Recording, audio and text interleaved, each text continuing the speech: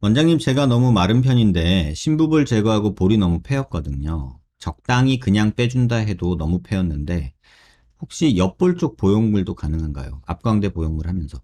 옆볼이라는 데가 여기거든요, 여러분. 요거 좀 아셔야 되는데 만져보세요. 보형물이 들어가려면요, 일단 뼈여야 해요. 이렇게 만져봤는데 뼈가 없어.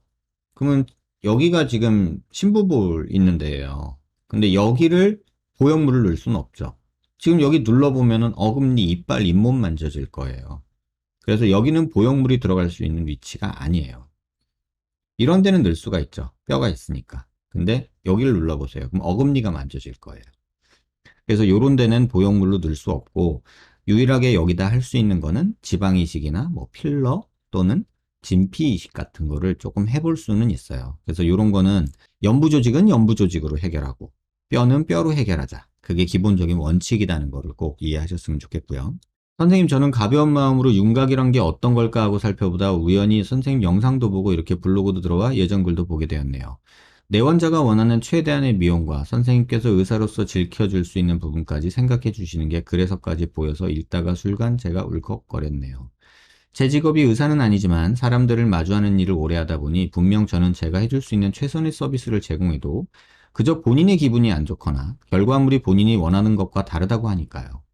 실없는 솔직히 제가 당사자의 상상 속을 들어갔다 나올 수 있는 것도 아니고 당사자 본인이 원하는 걸 그려보라 하시면 아마 그리지도 못할 텐데 하고 저는 속으로 꿍얼거려요. 이렇게라도 안 하면 화병 날 것 같은데 저는 아직 어린가 봐요. 이게 이제 그 서비스직이라고 해야 될까? 서비스직 또는 사람 상대하는 직업을 가진 사람들은 이렇게 마음고생을 할 수밖에 없어요. 뭐 서비스업이나 사람을 상대해야 되는 직업은요. 그래서 내공이 쌓이고 넘어지고 부서지고 하면서 군살이 배겨야 버틸 수 있지. 제 친구도 지금 의사 접은 친구도 있어요. 환자랑 이렇게 다투면서까지 자기가 이 일을 하고 싶지는 않았대요. 그러면서 지금 다른 일 해요. 대학원 가서 지금 통계 공부하고 있고요.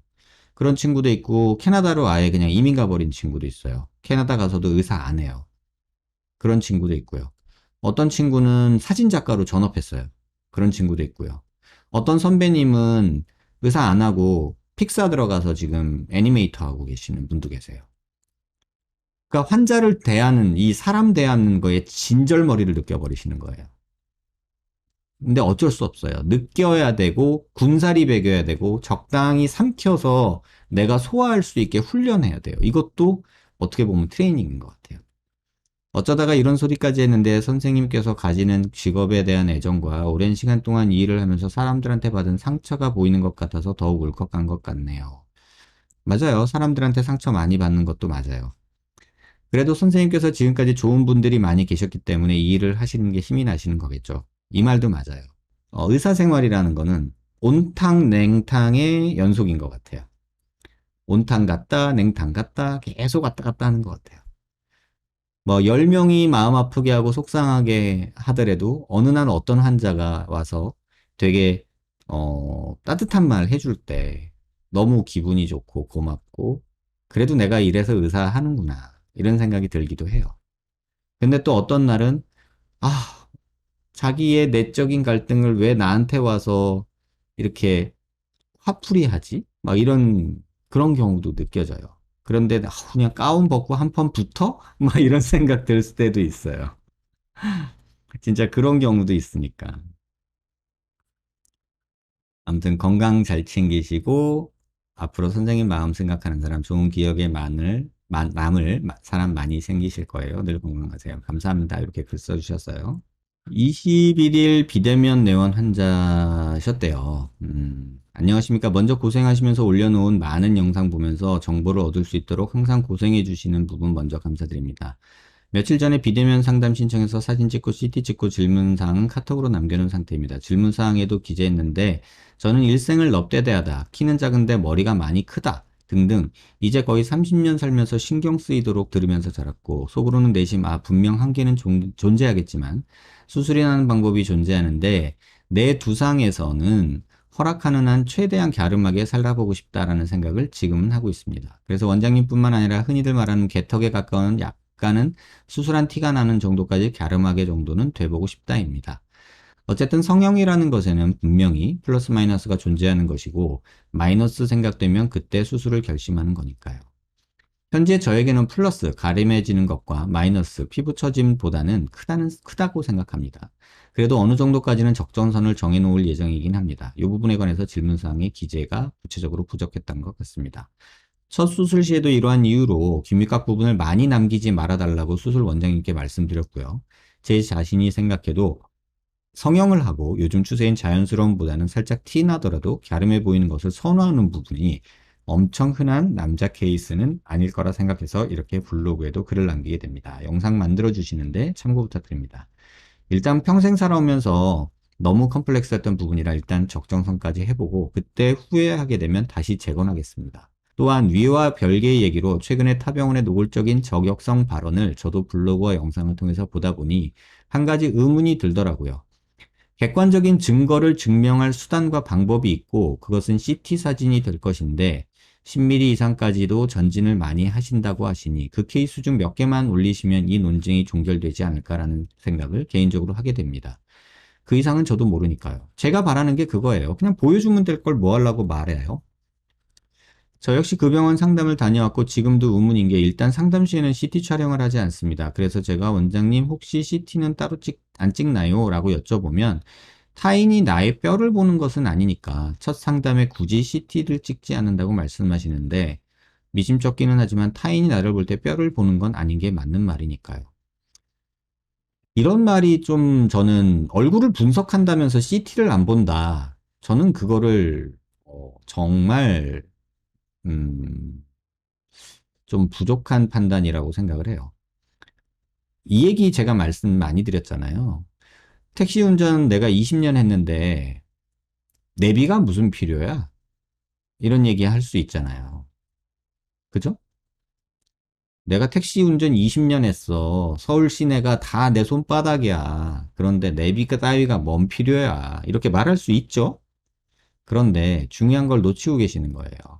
내비는 단순히 길 안내뿐만 아니라 사고 상황과 교통량 흐름과 그 시간대에 가장 빠르게 도착할 수 있는 것을 안내해 준단 말이에요.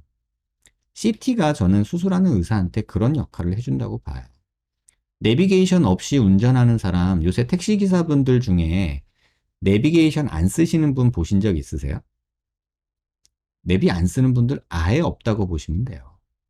근데 내비가 처음 나왔을 때 택시기사 아저씨들이 내비 자비 들여서 돈 100만 원씩 하는 거 안 샀어요. 기사님 이쪽으로 가주세요. 그러면 어떤 기사님은 그쪽 가면 지금 막힐 텐데 일로 가는 게 나을 거예요. 라고 말을 해요. 근데 기사님 따라 말한 대로 갔어. 근데 약속 시간에 늦었어. 차가 막혀서. 그러면 화딱지가 나잖아요. 아, 내 말 듣고 절로 가지. 왜 고집 부려? 이러잖아요. 근데 내비라는 게 있으면요. 서로 그런 고민을 하고 화딱지 날 일이 없는 거예요. 내비가 가리켜주는 길이 그 시간대에 그 경로로 가는 최단 거리이면 분명해요. 통계가 증명하고 특별한 이변이 없는 한.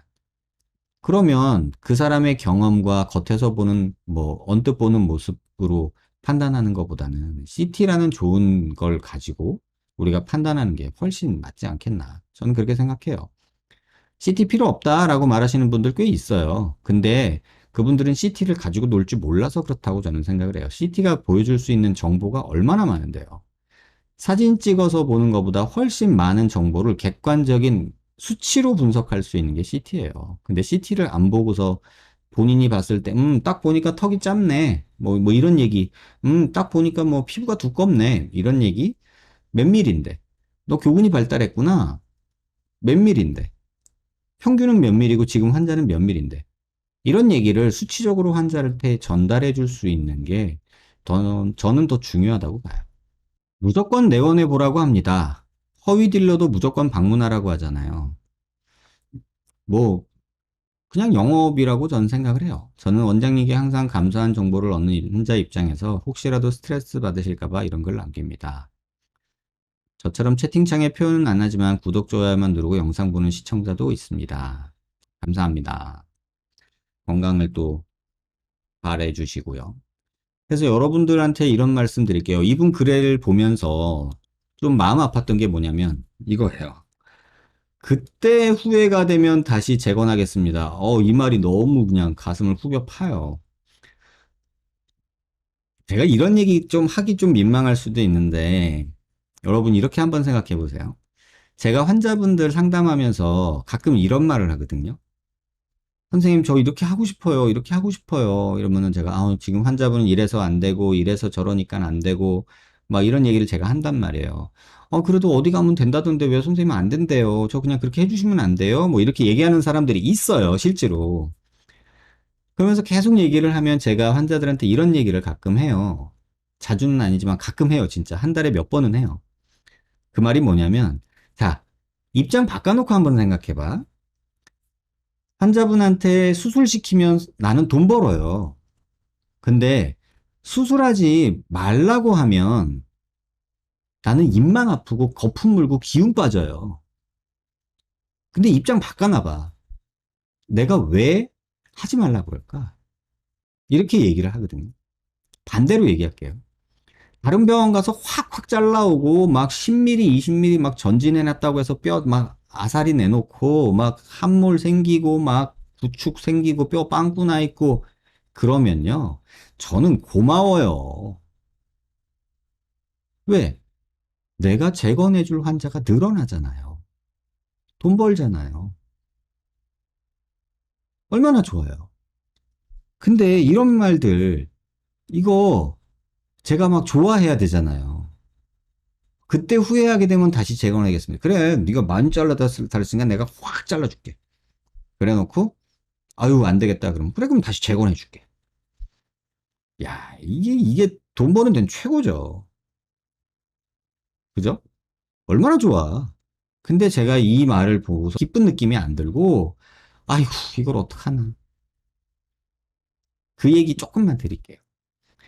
제가 이 일을 시작할 때 제 개인적인 그냥 목표가 있었어요. 내가 필요 없는 사람이 되면 나는 은퇴하겠다. 제가 그런 말씀 드렸던 거 기억나시죠? 원장님 언제 은퇴하실 거예요? 라고 하면은 저는 제가 필요 없는 사람이 되거나 내가 뭔가를 해서 남한테 해를 끼친다는 생각이 들면 미련 없이 은퇴할 겁니다. 라고 얘기했잖아요. 정말 재건 수술이 필요 없게 돼서 모든 의사 선생님들이 수술을 알맞게 적당히 잘 해주시고 불필요한 수술을 하지 않아서 재건 환자나 재수술할 사람이 없어져 버리면 저는 은퇴해야 돼요. 근데 그게 빨리 왔으면 좋겠다는 생각을 하거든요. 근데 제가 10년 동안 이 일을 해오면서 느낀 건데 이게 점점 확대가 되는 것 같아요. 이유는 뭐냐면요. 지금 이런 것 때문에요. 일단 해보고 후회되면 재건하겠다. 그러니까 환자들한테 또 하나의 옵션을 줘버린 거예요, 제가. 이건 내가 잘못한 것 같다는 생각도 들어요. 처음 시작할 때 마음은 잘못된 분이 이러지도 저러지도 못한 분한테 가능성을 보여주고, 그래도 너무 상심하지 마세요. 이런 방법으로 조금 옛날하고 똑같지는 않겠지만, 엎질러준 물을 조금 내가 주워 담아 드릴 수는 있어요. 엎질리기 전하고 똑같지는 아니겠지만, 깨진 유리를 내가 조금 붙여줄게요.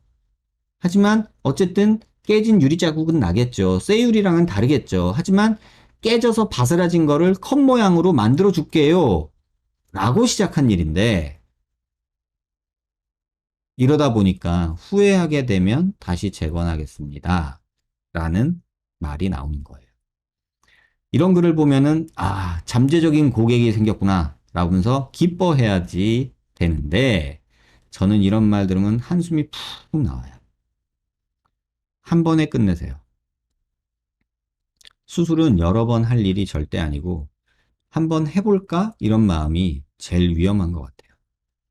제 영상, 제 블로그 채널 구독해 주시고 제 유튜브 채널 구독해 주시는 분들 제가 꼭 당부드리지만 수술은 반복될수록 내 몸 안에 상처를 남겨요. 더 좋아지는 것도 있을 수 있겠지만 더 나빠지는 경우가 훨씬 더 확률이 높아져요. 그래서 꼭 필요한 경우가 아니면 절대로 재수술하지 마세요. 득과 실을 따져서 득이 클 때만, 그 시속 게임을 했을 때 꼭 그런 경우에만 하세요. 그냥 쉽게 이해하세요. 100원 투자했는데 1000원 벌 수 있어. 아, 그러면 뭐 영끌을 해서라도 투자해야지. 근데 100원 투자해서 110원 번대. 그럼 이거 조금 애매하잖아. 그냥 은행에 넣어놓고 맘 편하게 이자 한 20원 받아먹는 게 낫지 않을까? 뭐 2원? 뭐라도? 괜히 뭐 110원 벌려다가 까먹을 수도 있는데? 이런 느낌을 한번 생각해 보시라. 근데 100원 넣었는데 1000원 나와. 그럼 아우 영끌 해야지. 그죠? 근데 대부분의 성형이 100원에서 뭐 130원? 요 정도는 저는 가치가 있다고 봐요. 근데 100원에서 110원? 이 정도면 굳이 내 인생에 그렇게 변화가 있을까? 자기 만족에? 저는 조금 갸우뚱할 때가 있어요. 근데 100원을 투자했는데 기대 수익은 110원이야. 근데 잘못되면 60원 될 수도 있어. 리스크가 너무 크잖아요. 그 리스크를 감당하면서 굳이 할 필요가 있겠냐는 거죠. 그래서 저는 개인적으로는 여러분들한테 이렇게 말씀드리고 싶어요. 10%의 이득을 보기 위해서 50% 마이너스, 100% 마이너스 날 수 있는 그런 투자를 성형은 하지 마시라고요. 요새 뭐 코인들 많이 하신다고 하더라고요. 저는 코인은 안 하거든요. 근데 코인이 그렇다면서요. 저희 직원이 얘기해 줬는데 100만 원 넣어가지고 500만 원 벌었대요. 그래가지고 오우 대박 이랬어요. 그게 지지난달인가? 한 두세 달 전인 것 같아요. 100만 원 투자해가지고 500만 원 벌었대요. 그래서 와 대박이다. 뭐 좀 사줘. 제가 그랬거든요.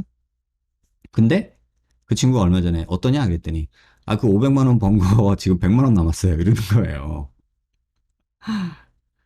그러니까 뭐 반토막 나는 게 순식간이래요. 그래서 그러니까 그런 리스크 큰 거를 너무 베팅을 하지 말자. 제가 말하는 게 그런 느낌이에요. 롤러코스터 탄다고요. 코를 수술했는데 수술하고 한 달째 보니까 너무 멋있어. 와, 다 좋대. 근데 6개월 뒤때 염증 나면서 그거 다 무너지고 굳히고 오고 피부 빵꾸 나고 이랬어. 이런 경우도 존재해요. 그래서 너무 리스크 테이킹을 하지 마시라. 이렇게 말씀드리고 싶고요. 자, PCL 턱끝 재건 수술을 한다면 가격이 어떻게 되나요? 지금 아직 안 하고 있어요. 그리고 언제쯤 PCL 턱끝 재건 수술을 받을 수 있나요? 사실은 준비하고 있고요. 다음 주에 그 PCL TNR 바이오팹이라는 회사랑 이 부분에 대해서 미팅을 하기로 했어요. 그래서 얘기를 해서 턱 끝에도 PCL 재건을 이제 슬슬 시작해 볼까라고 지금 생각은 하고 있어요. 근데 이게 장단점이 있다는 거는 나중에 제가 PCL 턱끝 재건을 시작을 하면 여러분한테 한번 정리를 해서 말씀을 드릴게요. 이게 무조건 장점이 있는 것만은 아니에요. 제가 처음에 본시멘트 재료를 썼던 이유는 뭐냐면 문제가 생기거나 마음에 안 들면 빼버려도 되잖아요. 근데 PCL은 제거하기가 정말 어려워요. 그래서 완전히 제거도 힘들고요. 그래서 마음이 바뀌면 진짜 서로 힘들 수 있어요. 그게 요 수술의 조금 한계점, 문제점이에요. 그래서 가뜩이나 변덕이 심한 이 세상에서 해보고 마음에 안 들면 제거하면 되지 뭐 이런 생활을 하고 잘라서 마음에 안 들면 재건하면 되지 이런 생각을 하는 이 세상에서 이거는 플랜 B가 조금 어려울 수 있기 때문에 제가 완전하게 요거를 어떻게 하시라 이렇게 말씀은 아직 못 드리겠어요. 근데 어쨌든 다음 주에 미팅 해보고 뭐 비용 문제나 프로세스 문제 이런 거 한번 얘기를 해보려고 해요. 원장님, 외브리코 심하지 않아 가려고 하는데 다시 자란다는 말이 있어서 고민입니다. 정말 다시 자라나요? 그러니까 뼈가 막 이렇게 뭐 솟구쳐서 자라는 건 아닌데 얇게 다시 생길 수는 있어요. 그리고 매부리는 갈아서 완전히 해결되는 경우가 좀 드물어요. 완전히 잘 갈아주기도 사실 힘들고 그리고 갈았다 해도 주변에 흉살 생기면서 조금 두툼해지는 경우가 있어서 매부리가 약간 남는 경우가 있어요. 그래서 매부리가 있을 때는 최근 추세는요. 매부리를 갈아주는 추세는 아니에요. 매부리 위아래를 살짝 메꾸자 추세예요. 요새 추세는. 그래서 뭐 예전에는 갈아내는 작업을 굉장히 많이 했다면 최근에는 조금은 뭐 갈기보다는 약간 그 앞뒤로 채우자. 약간 그런 개념으로 수술을 진행을 하고 있다. 이렇게 말씀 좀 드릴게요. 조금 자라기는 해요. 근데 아주 그게 눈에 띌 정도는 아니고 뼈가 자란다기보다는 주변 흉살이라고 보시는 게 맞을 것 같아요. 안녕하세요, 선생님. 저는 그냥 평범한 귀인데요. 돌출귀가 예뻐 보여요. 귀가 커다래서 귀엽기도 하고 더 똘망해 보이는 것 같아서요. 반대로 평범한 귀를 돌출귀로 성형할 수도 있나요? 엉뚱한 질문이라 죄송해요. 이건 사실 이제 이런 부분도 있다는 거예요. 이렇게 저처럼 약간 돌출된 귀를 가진 사람들. 제 귀 보여드릴까요? 제 귀가 약간 이렇게 돌출된 편이에요. 보통 사람 귀는 약간 요 정도 누워 있거든요. 요 정도? 요 정도? 근데 제 귀는 약간 이렇게 돼 있는 편이에요. 그쵸? 저는 약간 돌출된 거거든요. 근데 이 사진에서 보여주는 그분처럼, 이 사진처럼 한번 보시면요. 이분은 너무 누워있죠. 그래서 이렇게 너무 누워있는 귀가 싫은 거예요. 그래서 귀를 이렇게 좀 인내켜달라. 좀 세워달라. 이렇게 해서 이렇게 누워있는 귀를 이렇게 조금 튀어나오게 돌출기처럼 만든 거예요. 그래서 이렇게 누워있는 귀를 이렇게 만든 거예요. 그래서 이런 수술도 할 수 있어요. 제가 귀 수술 좀 했다니까요. 제가 저 수술 좀 해요 라고 하는 거, 딴 건 잘 그렇게 말 안 하잖아요. 근데 귀 수술은 좀 한다니까요. 아무튼 그렇습니다. 원장님, 어느 곳에 남길지 몰라 이곳에 질문 드려봅니다. 시간 되시면 답변 부탁드립니다. 사각턱 수술 후 입 벌리기 연습은 언제부터 해야 하나요? 입 벌리기 연습하지 않으면 근육이 그대로 굳는다 그러던데 그런가요? 저는 한 달이 넘었고 굳이 일부러 벌리려고 하지 않고 있거든요. 자, 여기에서 여러분들한테 그냥 정답 말씀드릴게요. 입을 벌리려는 연습하는 것도, 입을 안 벌리려고 애쓰는 것도 하지 말라고 저는 얘기해요. 저는 심지어 사각턱 수술하신 분한테 그 수술한 날 배고프죠? 라고 얘기를 해요. 그리고 이따가 한 4, 5시간 지나고 나면 간단하게 뭐 먹어요? 라고 얘기를 해요. 그 다음에 선생님 저 밥은 언제부터 먹어도 돼요? 그러면은 먹고 싶을 때 아무 때나 먹어요. 대신에 아픈 거 참아가면서 먹진 마요. 이렇게 얘기를 해요. 다시 말하면 계속 움직여 주란 얘기예요. 근데 수술하고 나서 2, 3일 동안은 아프잖아요. 그죠? 아프기 때문에 본인이 벌리고 싶어도 아픈 거를 억지로 나 관절이 굳을 거야. 아파도 입 벌리랬어. 으악, 이러면서 하지 말라고요. 근데 뭐 요 정도까지는 괜찮은데 그냥 한번 정상 생활하는 거예요. 뭐 밥 먹고 양치질하고 말하고 이러다 보면 입은 당연히 벌어지잖아요. 근데 턱 수술하고 광대 수술하고 입 벌리면 안 된다 이런 생각에 안녕하세요 선생님 이렇게 얘기하는 사람들도 있고 밥도 애기 티스푼으로 먹는 사람도 있고 별별 인터넷 사람들이 많아요. 3개월 동안 죽만 먹었다 이런 경우도 봤고요. 절대 그러지 마시고요.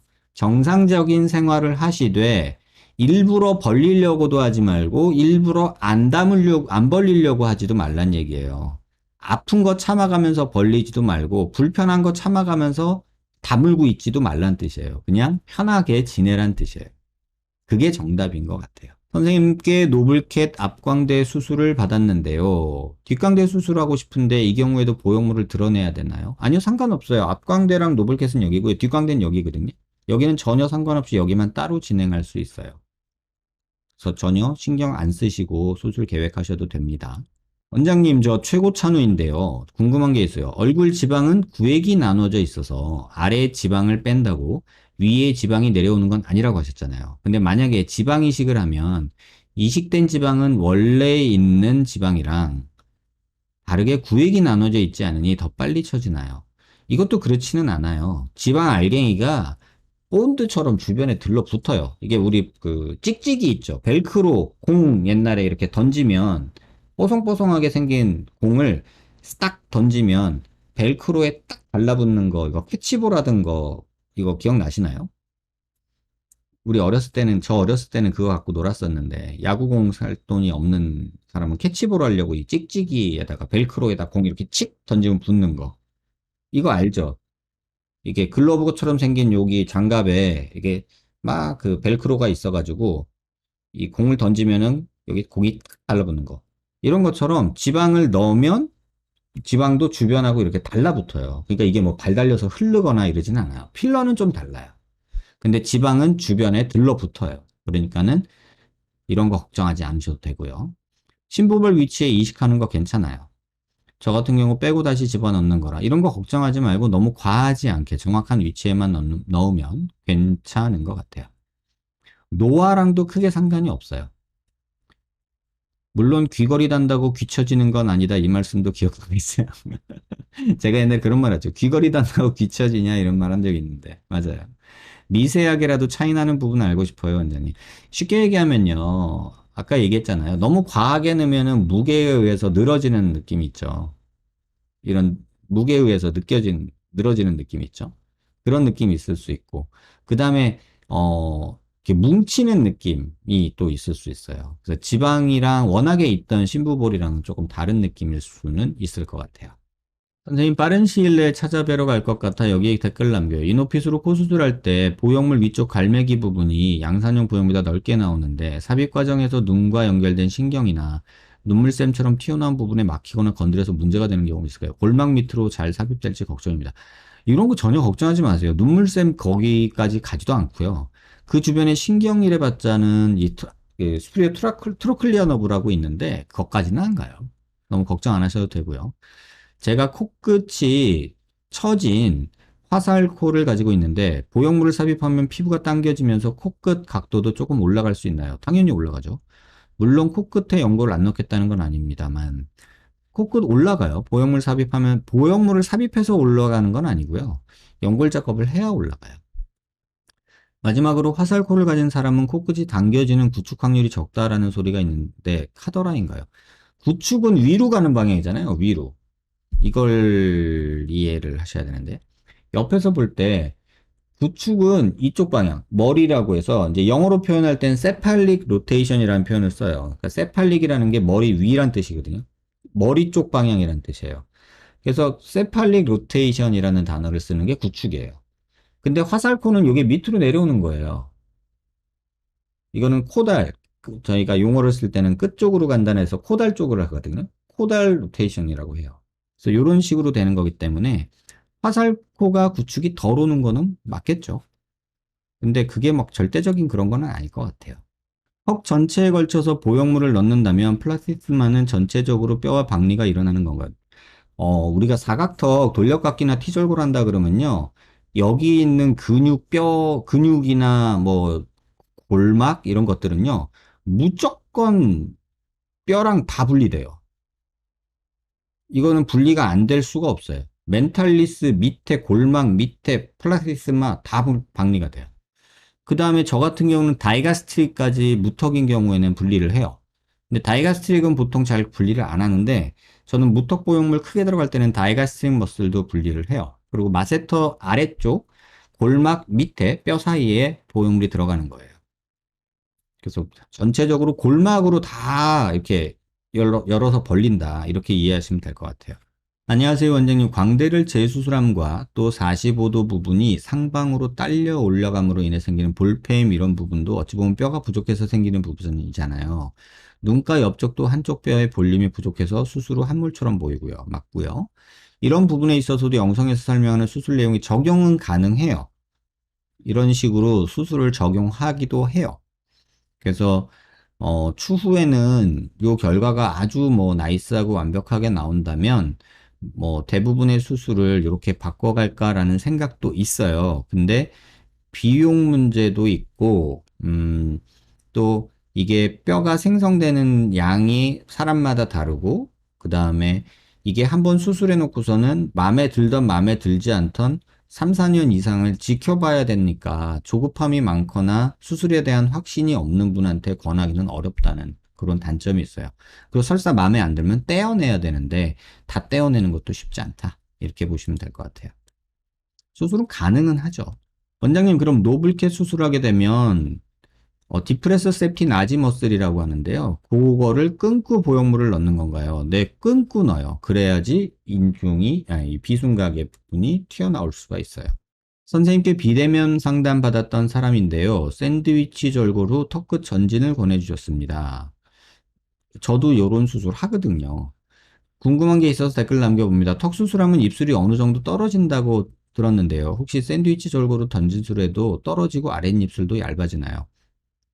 쉽게 얘기하면은 입을 째고 수술을 하잖아요. 입안을. 그러면은 입술은 무조건 안으로 말리게 돼 있어요. 저희가 점막이 이렇게 있을 때 이걸 분리하잖아요. 그러면 분리해서 나중에 수술이 끝나고서 얘를 이렇게 꼬매줄 때 이런 식으로 꼬매요. 그러면 이렇게 길던 점막이 이렇게 꼬매지니까 짧아질 거 아니에요. 그러면 입술 부위에서는 입술이 이렇게 안으로 말리는 이런 느낌이 드는 거죠. 그 다음에 근육도 이렇게 좀 당겨진 느낌이, 이렇게 당겨진 느낌이 들고요. 근데 여기서 뼈가 줄어들면 이 살이 밑으로 떨어지면서 입술이 이렇게 벌어져서 아랫니가 보이는 이런 느낌이 생길 수도 있어요. 이거는 후진술의 경우에 그래요. 전진술에서는 잘 생기지 않아요. 그래서 그걸 조금 이해를 하셨으면 좋겠어요. 전진되는 양이 많으면 입술이 말리는 거랑은 관계없고요. 입술이 말리는 거는 꼬매는 영향이고요. 이건 시간 지나가면 대부분 좋아져요. 그래서 너무 크게 걱정 안 하셔도 될 것 같아요. 스킨보톡스라는 것도 마찬가지인가요? 진피에 주입한다고 설명하더라고요.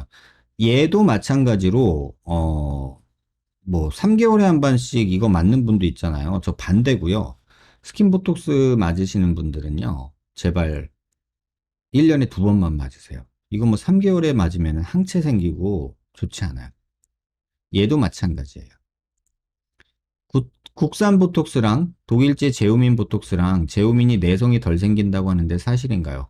뭐 이렇게 주장을 하고 마케팅을 하는데 이게 뭐 의학적으로 제오민이 어떻기 때문에 뭐 내성이 덜 생긴다라고 하는 거는 조금 디베이팅이 있어요. 이게 그 조금 종류가 조금 다르다고는 하는데 제가 그 영상에서도 설명드렸지만 보톡스 약물이 작용하는 위치가 달라요. 뭐 라이트 체인, 헤비 체인 뭐 이런 것들이 다르거든요. 그래서 그런 것들 때문에 조금 다르다고는 하는데 뭐 그놈이 그놈이다라고 저는 좀 느끼고 있어요. 스킨 보톡스도 5, 6개월에 한 번씩 맞아야 되나요? 네, 1년에 2번만 맞는다 생각하고 맞으셨으면 좋겠어요. 공짜도 들어도 되나요? 감사합니다. 원장님, 그러면 더모톡신 같은 유지기간이 2, 3개월 정도로 근육층에 놓는 보톡스가 짧은데 이런 경우 항체 생성을 방지 위해서 1년에 2번 정도 제한해서 맞아야 될까요? 네. 항체 생성을 방지하기 위해서 꼭 1년에 2번만 맞으세요. 자주 맞아서 좋을 거 없다고 생각해요. 보톡스 궁금했었는데 오늘도 좋은 영상 감사합니다. 제가 지금 보톡스랑 터크 필러 생각 중인데 짧은 주걱턱입니다. 짧은 주걱턱이면요. 턱 길이가 길어져야 돼요. 무조건. 짧지만 뭉툭한 턱 때문에 스트레스에서 턱끝 필러 맞아보고 싶으신데 주걱턱인 경우 필러 맞으면 더 주걱턱이 부각되어 보일까요? 일반적으로 좀 그렇죠. 근데 앞으로 나오지 않게 밑으로만 만들면 길어지지 않게 할 수 있나요? 밑으로만 길어지게 할 수 있어요. 그런데 그 느낌이 조금 본인이 원하는 느낌은 아닐 거예요. 근데 느낌만 보려면 이렇게 맞아봐도 돼요. 근데 그게 마음에 든다고 몇 년 동안 계속 그렇게 맞지는 마세요. 그냥 느낌만 보세요. 주걱턱이 턱끝 필러를 맞는 경우는 거의 없는 것 같아서 길이 때문에 맞는 분들 있어요. 저한테 수술하러 오시는 분들 중에 주걱턱인데 턱이 짧아서 턱 밑으로만 맞고 오시는 분들이 있거든요, 실제로. 근데 그런 분들을 보면 음, 결국은 수술을 하게 돼요. 답이 되셨는지 모르겠네요. 밑으로만 맞아보는 거는 반대하는 입장은 아닙니다. 선생님 영상보다 궁금한 게 생겨서 댓글 달아봅니다. 의사들이 너 윤곽해 라는 케이스가 가로폭이 상대적으로 좁아 얼굴이 길어 보이는 케이스 같은데 턱끝이 길어서 턱끝 수술로 효과 많이 보는 경우가 아닌 이상 광대 사각턱을 제거하면 얼굴이 더 길어 보이지 않나요? 당연히 이렇게 되니까 길어 보이는 건 맞죠. 근데 제가 말하는 거는 환자분의 얘기는 이렇게 줄어드는 거고요. 지금 광대는 대부분 이런 식으로 튀어나오거든요. 이런 식으로. 이렇게 튀어나온 부분을 없앤다는 관점으로 접근을 해야지 이렇게 돼 있는 거를 이렇게 만들겠다라는 생각을 하면서 길어지겠다라고 하는 인터넷상의 상상의 글이 많은데 광대는 이렇게 된 걸 이렇게 만들어주는 게 광대 수술이에요. 좀 크게 보여드릴까요? 광대 수술은 이렇게 돼 있는 거를 이렇게 만드는 게 광대 수술이지, 이렇게 돼 있는 걸 이렇게 만드는 게 광대 수술이 아니에요. 여러분 꼭 기억하세요. 광대 수술은 이렇게 돼 있는 광대를 이렇게 만드는 게 광대 수술이에요. 이거를 이렇게 만드는 게 광대 수술이 아니라는 거예요. 이 점 꼭 기억하시고 계획을 세우셔야지, 자칫하면 수술해 놓고서 말씀하시는 이상한 느낌들 때문에 조금 고생하실 수 있을 것 같아요. 안녕하세요, 원장님. 좋은 영상 감사합니다. 3급 부정교합으로 악교정 수술 상담 다녀왔습니다. 중안면부 66.1, 하안면부 68.6. 턱끝 발달이 부족해서 상악이든 하악이든 1, 2mm 턱끝 전진, 부족하면 3mm까지 반드시 필요하다 진단을 받았습니다. 체부 볼륨도 적은데 패임과 처짐이 우려되어 턱끝을 피하고 싶다고 하자 상담받은 두 병은 모두 적은 양의 전진이라 걱정할 필요 없다더라고요. 과한 티절골이라면 모를까 제가 우려하는 부작용이 발생하는 것을 본 적도 없고 이해도 안 된다고요. 교정 수술 후 바로 보형물 삽입할 것이 아니라면 그 사이 기간에 너무 무턱으로 보여 힘들 것이라고요. 진단받은 전진량 정도는 어떨지 궁금합니다. 한 곳은 시옷절골하며 샌드위치 절골로 길이는 5mm 줄이고 전진안을 진단을. 다른 곳은 절골 방법은 따로 설명 없이 전진만 한다고 하는데 두 방법의 처진과 폐임 정도 차이가 있을지 궁금합니다. 사실 뭐 별 내용은 없고요. 일단은 근데 글을 보면서 제가 조금 답답했던 게 있거든요. 원장님 영상을 보면 길이 축소하려다가 오히려 살이 처져서 길어지는 분들을 보게 되어 걱정인데 다른 병원을 더 가봐야 될지 고민되어 질문합니다. 제가 이 글 보면서 무슨 생각했을 것 같아요, 여러분? 걱정인데 다른 병원을 더 가봐야 할지 고민되어 질문합니다. 아니, 왜 나한테는 안 와? 그 생각이 들더라고요. 아니, 여기저기 다녀보면서 고민은 하는 것 같은데 왜 나한테는 안 와? 난 지금 환자분 얼굴을 몰라요. 환자분 뭐 3급 부정교합이라는 건 알겠는데 턱이 짧고 뭐 얼마나 나왔고 뭐 몇 밀이고 이렇게 얘기해주면 내가 본인 얼굴을 보고 있을 거라고 생각하는가 봐요. 걱정이 돼서 다른 병원을 더 가봐야 될지 고민이래요. 다른 병원을 더 가봐야 될지 고민이라고 나한테 질문을 해요. 그냥 저한테 한번 와보세요. 그냥 바쁘시면 비대면이라도 하고 가세요. 그럼 제가 CT 보고 뼈 생긴 거 보고 이건 도움이 될 거다, 이건 위험하다 이런 얘기를 드릴게요. 뭐 여기 와 있는 내용은 이건 진짜 제가 보고서 환자분은 어떻게 이걸 판단하겠어요. 그 옛날에 제가 이런 경험이 있었는데 그 어떤 분이요. 세탁기가 고장났대요. 그래가지고 세탁기가 고장났는데 AS 센터에 전화를 했는데 이렇게 말했대요. 아니 빨래를 넣었는데 빨래가 젖어서 나와. 바지도 두 벌 넣고 이런데 젖어서 나와. 이렇게 얘기를 했대요. 시끄럽고 막 이래. 이렇게 얘기를 했대요. 중요한 거는요. 그 세탁기가 LG인지 모델명도 모르고요. 세탁을 뭐 온수로 했는지 탈수를 했는지 이런 것도 모르고요. 그냥 본인이 보고 있으니까.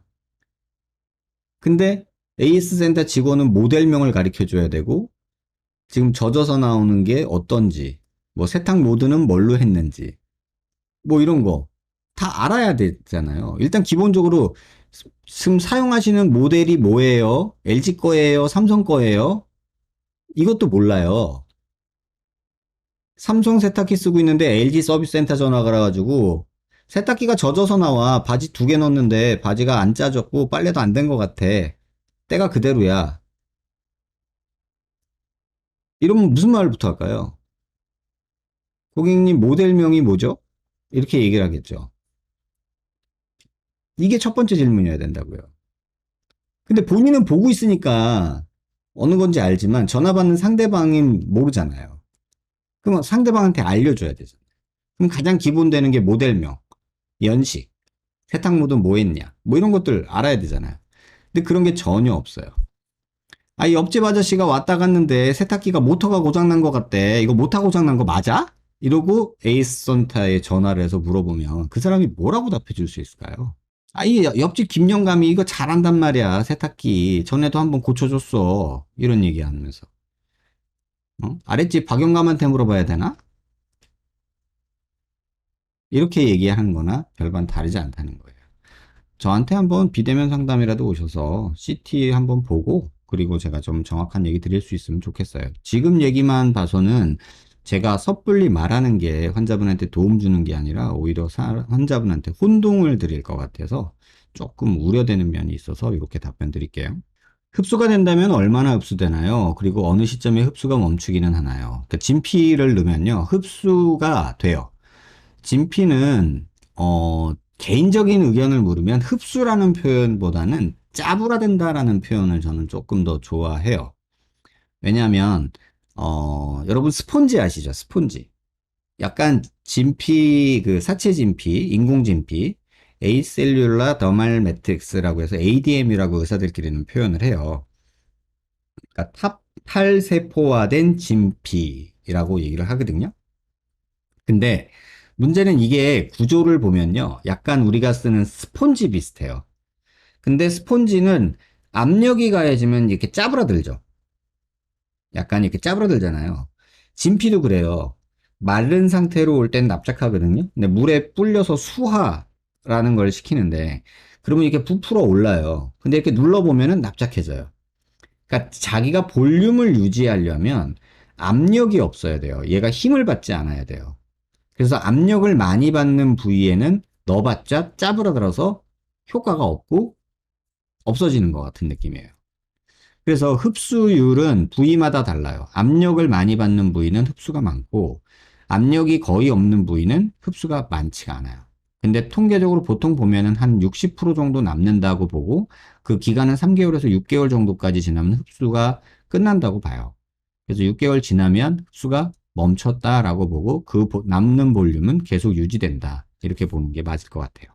선생님, 이 영상 보고 무턱진피 검색해 봤는데 선생님이 1년 전 영상이 뜨더라고요. 근데 그 영상에서는 진피가 다 흡수되고 결과를 예측하기 힘들어서 절대 안 한다고 하시던데 왜 바뀐 건가요? 자, 여기 턱 끝에 무턱이어서 넣는 건 여기는 압력이 되게 센 데예요. 턱 근육이 계속 움직이고 이게 예민한 부분인데 여기는 압력이 세요. 근데 여기는 압력이 없어요. 여기 B 포인트라고 하는데 여기는 압력이 많아요. 움직이고 이렇게 하니까. 근데 여기는 압력이 없어요. 여기는 압력이 많이 가요. 그래서 그 차이 때문에 여기다는 안 넣지만 여기다는 넣자. 그런 의미예요. 바뀐 게 아니라 부위가 달라요. 그래서 이렇게 생각하시면 답이 됐을 것 같아요. 원장님 유튜브 라이브 답변 부탁드립니다. 제가 지금 27살인데 고1 때 친구들이 장난쳐서 마트장 보는 카트에 태워서 운동장에 밀다가 제가 자빠져서 얼굴이 갈렸거든요. 저도 경험이 있습니다, 이거. 그때는 약간 약만 바르고 병원 안 갔습니다. 근데 걱정되는 게 얼굴에 미세한 엄청 작은 유리 조각이 들어가 있으면 어떡하지라는 생각에 질문 드리는데요. 이걸 확인하려면 CT랑 MRI 찍어야 하나요? 어떤 분은 엑스레이랑 MRI 해야 된다던데 CT가 엑스레이보다 더 정확한 거 아닌가요? 쉽게 얘기 드리면요. 그냥 엑스레이를 먼저 찍으시고요. 그리고 나서 아예 아무것도 안 보인다 그러면은 CT보다는 MRI가 조금 더 도움이 될 수 있어요. 왜냐면 CT는 금속은 잘 봐요. 근데 유리나 이런 것들은 잘 보이지가 않고 오히려 엑스레이가 조금 더 잘 보여요. 전체적으로 한 방에 볼 때.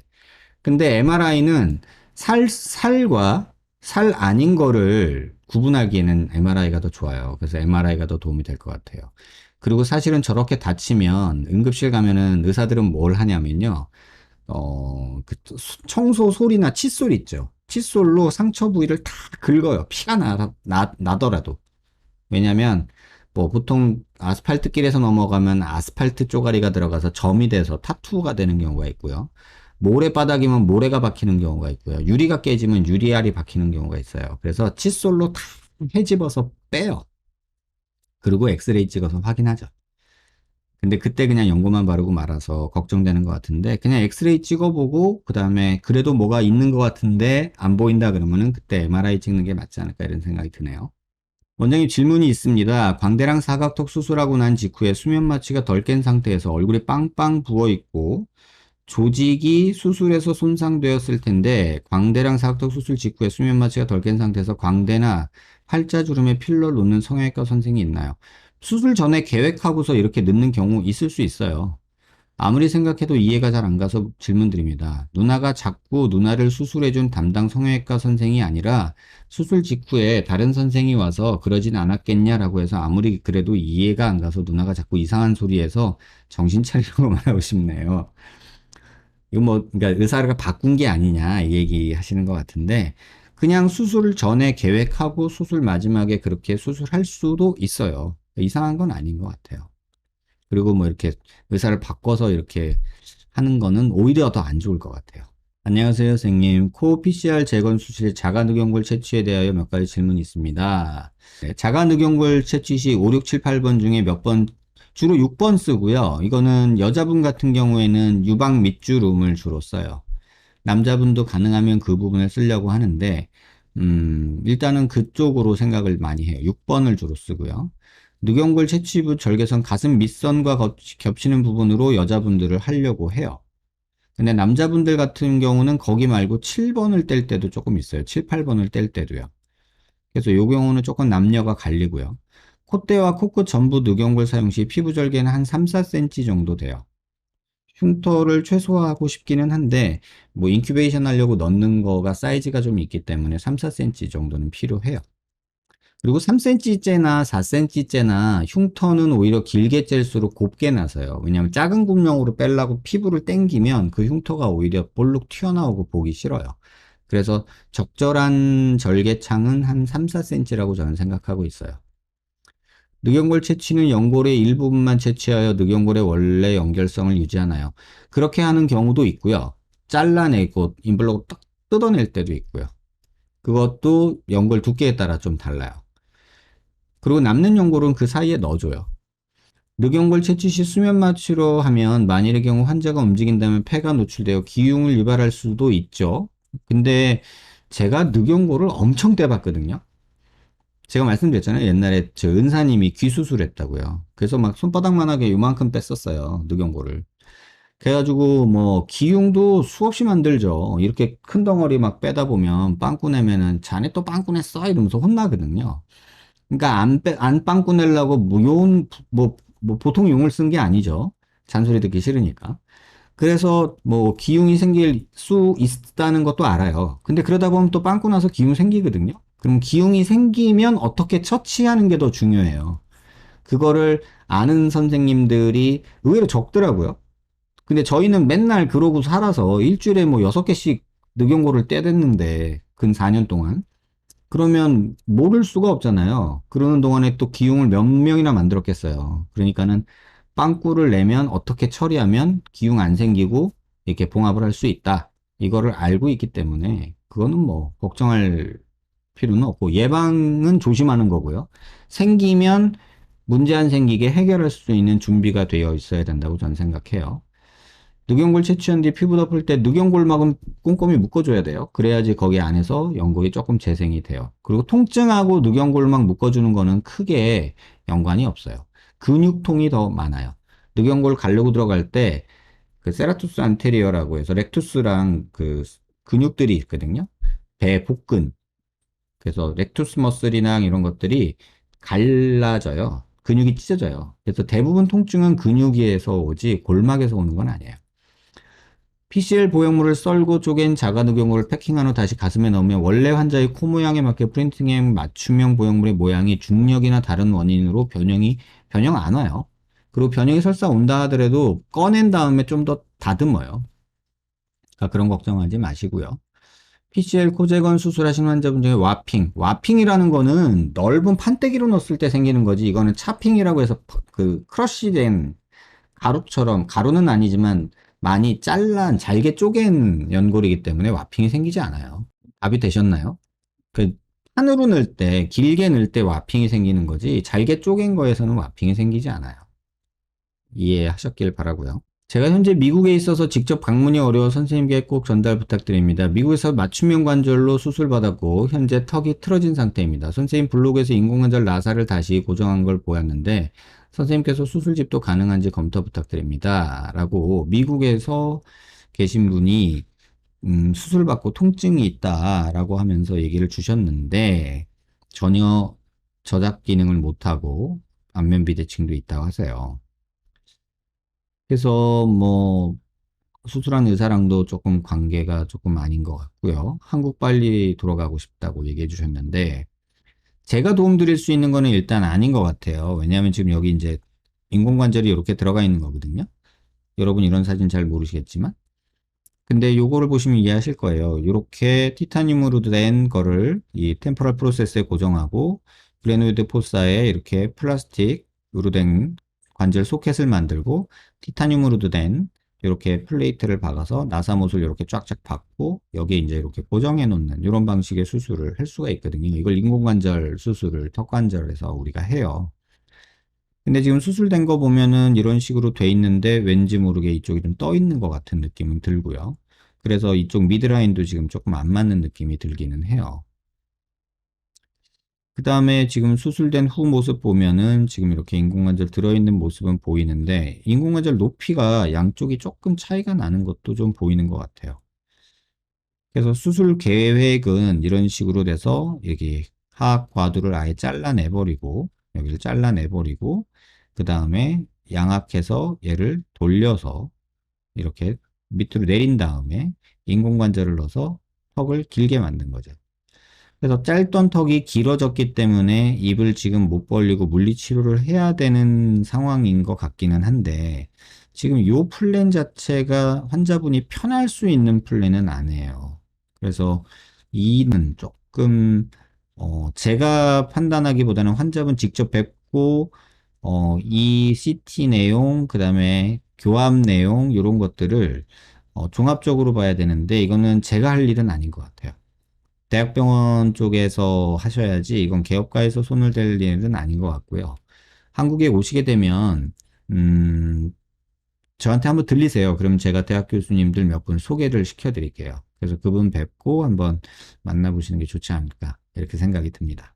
안녕하세요. 평소에 턱 때문에 옆모습 보는 게 꺼려지고 웃을 때 옆에서 보면 반달처럼 보여서 그러니까 중안면부 함몰이라는 얘기죠. 너무 스트레스 받아 수술하려고 합니다. 원장님께서 설명하신 영상을 많이 보고 있습니다. 턱 튀어나온 부분만 자르고 근육을 묶는 수술을 하면 결과는 턱이 좀 더 돌출돼 보인다고 하시는데 제 케이스도 그런지 궁금합니다. 어떤 수술을 해야 튀어나온 턱이 이쁘게 들어갈지 조언 부탁드립니다. 지금 이렇게 주셨는데요. 턱이 지금 들어가는 게 중요한 게 아니고요. 제가 일전에도 말씀을 드렸는데 이 중안면부 꺼져 있는 분들의 전형적인 모습을 보여주고 있거든요. 지금 여기 보시면 중안면부 꺼져 있고 턱이 좀 나와 있는 지금 이 상태에서 턱만 이렇게 잘라내고 뭐 근육 묶고 하는 건 도움이 안 돼요. 이건 길이를 줄이기 위해서 턱을 자르는 건 도움이 되겠지만 지금 환자분이 정상적인 모양을 가져가시려면요. 상악이 조금 앞으로 빠지면서 하악은 이 방향으로 회전하면서 들어가야 돼요. 그래서 아주 나이스한 그림을 그려가려면은 양악을 생각을 하셔야 될 것 같아요. 이 상황에서 자르는 걸로만 해결하거나 갈아내는 걸로만 해결하거나 그러면은 조금 문제가 있고요. 근데 나 죽어도 양하기 싫다 그러면은 길이를 줄이는 것보다는 요 앞에 튀어나온 부분을 이렇게 잘라주고요. 여기 길이 조금 줄이고 당겨주는 게 오히려 좀 더 나을 것 같아요. 여기 튀어나온 요 부분만 조금 줄여도 3, 4mm 이상 되거든요. 그러면은 조금 그래도 튀어나온 게 지금보다는 조금 줄어들 거예요. 그리고 오히려 길이가 조금 늘어나는 게 환자분 얼굴에는 비율상으로 보면 더 맞을 것 같다는 생각이 들거든요. 요렇게 되는 게 환자분 얼굴에는 더 맞을 것 같아요. 그래서 이렇게 조금 길어지더라도 이런 방향으로 가는 거를 생각을 해야 되는데 그러려면 여기를 잘라주고 근육 좀 조금 당겨서 주는 게 맞을 것 같아요. 그러면 턱이 여기가 조금 밑으로 떨어질 거예요. 그러면 길어지면서 좀 튀어나온 게 덜 보이는 그런 그림으로 가는 게 맞지 않을까 이런 생각이 드네요. 안녕하세요. 저는 누구라고 합니다. 30대 주부고요. 유튜브 보다가 원장님 방송하시는 걸 보게 되었고 어느 질문자분과 비슷한 고민이 있어요. 2년 전부터 눈밑 당김, 조임 더불어 얼굴에 이물감이 있어서 손으로 계속 비비고 자극하고 아령 같은 무거운 것으로 비비고 비치고 달걀 같은 걸로 비비고 했습니다. 호전이 안 돼서 이게 흉살인가 싶어서 올해 흉상 젊은 클리닉 병원에 가서 흉살 주사 맞았고 통증이 더 심해져 고민하다가 보다가 8, 9년쯤 저도 피부관리에서 일회 관리 받은 경험이 있는데 거기서 무슨 야매 주사 같은 걸 맞은 건 아닐까라는 생각이 들어서 올해 흉살 주사를 2, 3개월 후에 대학병원 가서 초음파 CT, MRI 검사했는데 이상 소견 없다고 나왔습니다. 안심을 해야 되는데 네이버 지식인 중에 이거 어딘지 알거든요. 제 동기 후배 병원인데요. MRI상에서 이물질이나 필러가 퍼지면 안 나온다. 걱정됩니다.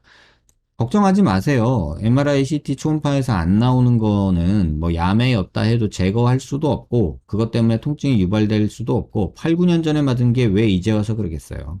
이런 거 걱정하지 마세요. 대학병원 검사 소견 믿으면 될까요? 네, 걱정하지 않으셔도 될 것 같아요. 히알라제 맞아서 퍼지거나 이러지 않아요. 이거 걱정하지 마시고요. 히알라제로 녹을애가 8, 9년 전이었으면은 히알라제 맞기 전에 벌써 녹았고요. 비비고 자극하고 아령가탈로 자극하고 치고 그래서 이물질이나 필러가 퍼져서 안 나오는 걸까요? 그러니까 이물질이 뭔지 모르지만 뭘 얼마나 8, 9년 전에 맞았는지 모르겠지만 이거에 대한 영향은 그 누구도 말할 수가 없어요. 그래서 근데 8, 9년 된 게 지금 와서 문제를 만들지는 않을 거예요. 그러니까 너무 이런 거 걱정하지 않으셨으면 좋겠어요. 안심하면서 살아도 되나요? 걱정하지 마세요. 오랜 시간이 지나 필러 이물질이 자가 조직처럼 보여서 MRI상에 안 나타나는 건가요? 아니, 들어간 양이 얼마 없어서 그럴 가능성이 제일 많다고 봐요. 뭐, 야매로 한 번 맞았는데 뭐, 그게 얼마나 됐겠어요. 그리고 이게 8, 9년 전에 맞은 거면 문제가 생기려면 벌써 생겼겠죠. 그래서 이렇게 오래된 거는 지금 현재 괜찮다면 크게 신경 쓰지 말고 지내시는 게 맞을 것 같아요.